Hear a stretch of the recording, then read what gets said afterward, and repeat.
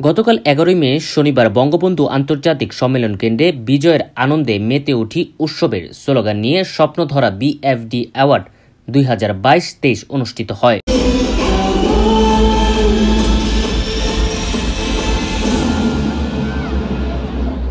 বাংলাদেশ চলচ্চিত্র পরিচালক সমিতির আয়োজনে চলচ্চিত্র পরিবারের উৎসবে মেতে ওঠে অনেক তারকারা। এ সময় বিভিন্ন ক্যাটাগরিতে অ্যাওয়ার্ড প্রদান করা হয়, যার মধ্যে স্বপ্নধারা বিএফ ২০২৩-এর শ্রেষ্ঠ চলচ্চিত্র অভিনেত্রীর পুরস্কার পেল শবনম বুবলী। পুরস্কারটি পহেলিকা চলচ্চিত্রের অপাচরিত্রের জন্য।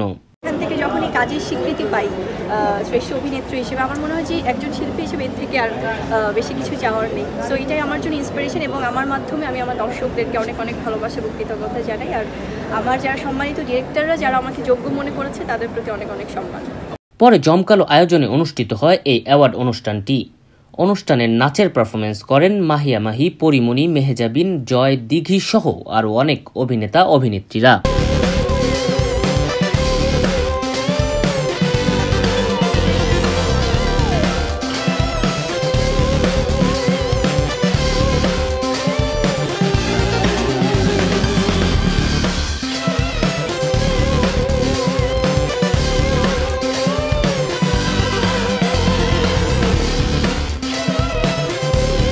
এর আগে বাংলাদেশ আওয়ামী যুবলীগের চেয়ারম্যান শেখ ফজলে শামস পরশ বলেন, আমি যেটা মনে করি আমাদের শিল্পী কলাকুশলীর বাংলাদেশে প্রতিভার কোনো অভাব নেই, কিন্তু সেটা বিকশিত করার পরিবেশ সেখানে এসে কিছুটা চ্যালেঞ্জের মধ্যে আমরা পড়ে গেছি।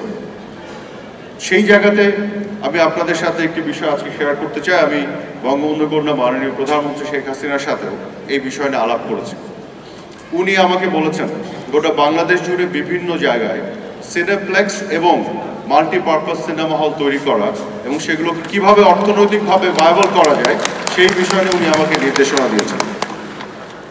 আমরা সিনেমা হল যদি তৈরি করতে পারি, প্রযোজক, পরিচালক, শিল্পীদের মধ্যে যে ইন্টারডিপেন্ডেন্স, সেই কোঅর্ডিনেশন যদি আমাদের ইভেন্চুয়ালি তৈরি হবে আমি বিশ্বাস করি, এবং ভালো সিনেমা তৈরি হবে দেশে, আগে হয়েছে, পরিবেশ থাকলে তৈরি হবে এবং ভালো সিনেমা বাংলাদেশের মানুষ হলে যেয়ে দেখবে।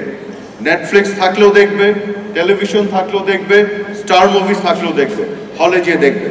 কিছুদিন আগে আমার পরিচিত একজন সিনেপ্লেক্সের মালিক আমাকে বলছিলেন, সিনেপ্লেক্সে আপনারা জানেন হলিউডের মুভি, ইদানিং পার্শ্ববর্তী দেশের মুভিও এখন দেখানো হচ্ছে।